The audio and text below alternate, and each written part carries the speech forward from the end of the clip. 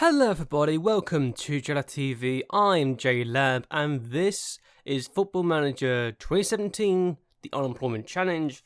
I'm looking at the man that is currently going to become my #1 right back in the side, Carlos Ordonez. Now, this guy is 23 years of age. He's already considered to be my best player in his position, and I think he's decent. Not the best player in the world, but he's decent for what we have.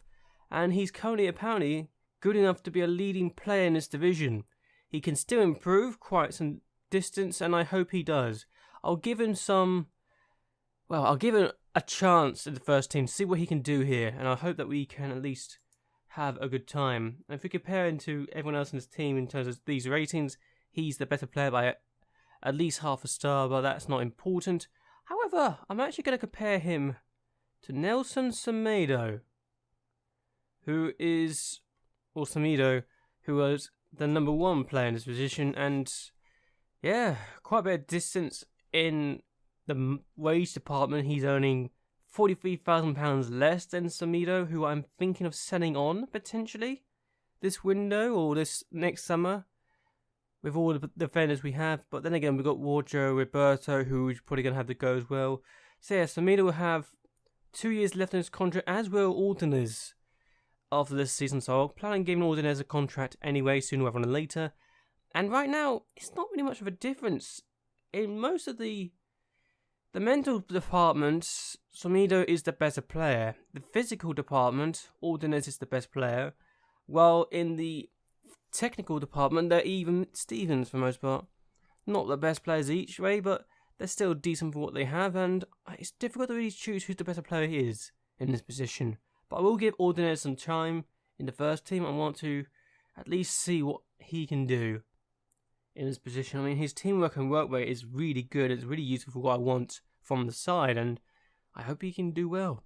But anyway, let's see how we get on in the month of November as we try to come back from our defeat last time out against Maritimo and try and qualify for the Champions League. So the first game of the month was at home against Setable, and we should have won by more than 2 goals. We had plenty of chances, more shots on target.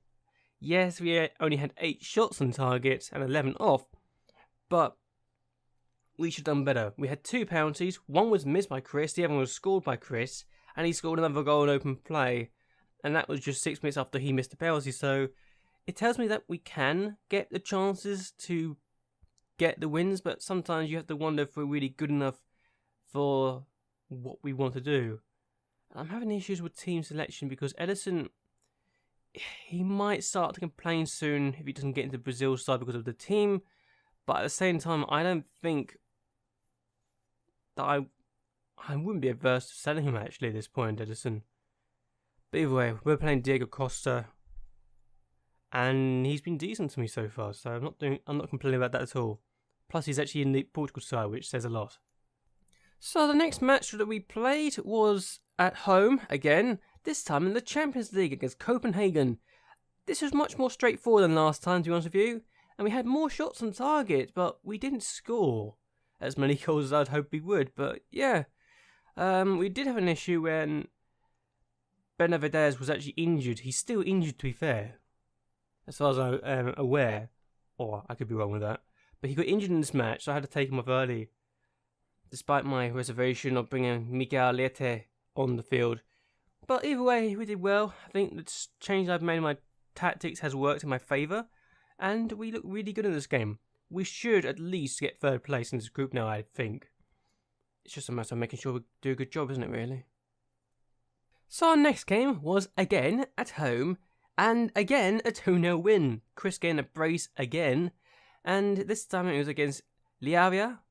I probably butchered that so badly, but yeah, we did a good job here. We got the win we were looking for, and we were looking good. We need to work on our shots on target and off target thing, but I think it's consistently a problem for every team. They did have a clear cut opportunity, but they didn't take it, thankfully for our sake, and we had a clean sheet. So yeah, Costa again playing and again doing well. Edison's been injured more often than not this season, and I don't know why that's the case. I might have to consider getting rid of him soon if he's not careful. So, this time it's Attacker de Portugal, but again, we are at home. 4 games running at home. And Hugo Lazaro got the winning goal in the 7th minute of the game. Setterfield did have chances to score, but they didn't take them, and we could have made this a lot more easier on ourselves if we just had more shots on target and actually scored more goals. Benavidez came on from the bench. He hasn't really been brilliant this season, and I'm disappointed by how he's done. Anderson was again injured for this match, so he couldn't play. Either way, it's a good win, and we're through to the 5th round of the Attacker de Portugal. So, it's the next game, away from home this time, and in the Champions League against AC Milan, and we got absolutely battered. Considering we almost beat them in the first game, I am disappointed by this scoreline. I thought generally that we could have at least pushed on and done well. We had chances, we had possession, we had one clear-cut opportunity, but they scored 4 times with their 8 shots on target. And I don't know why we were so poor in this game. For that brief period in time of 16, 17 minutes, we were so terrible. It was unbelievable. I am struggling to figure out why we conceded so many goals in that small period of time. But yeah, we just fell apart for the most part defensively. And we weren't good enough in this game. Benavidez started in this game and he just hasn't impressed me this season. I know that he may be my best player, but if he continues playing this poorly, I might have to drop him on a more permanent basis if he's not careful. And also, I'm actually playing some younger players, like Pahamia. He's 18 years of age, he started in this game, but he got injured, so yeah, unfortunately that's the case. But he's definitely improving, he's got good potential, so looking forward to seeing how he gets on, really. So now it's time for our last game of the month, and it's away from home against Santa Clara, and we get a win in the league. So it's a whole month of winning every game in the league and in the domestic cups. And yeah, we were 2-0 up at one point. They got a goal back immediately afterwards. Then we got a goal again to make it 3-1. Then it was 3-2 with 4 minutes to go, but we held on for the win. Defensively, we're not doing that good. I mean, 6 goals conceded in the last 2 matches, that's nowhere near good enough, as far as I'm concerned, and we need to improve. I feel that we weren't playing defensively enough against AC Milan. We probably paid the price for it, but in this game, we just didn't do enough generally.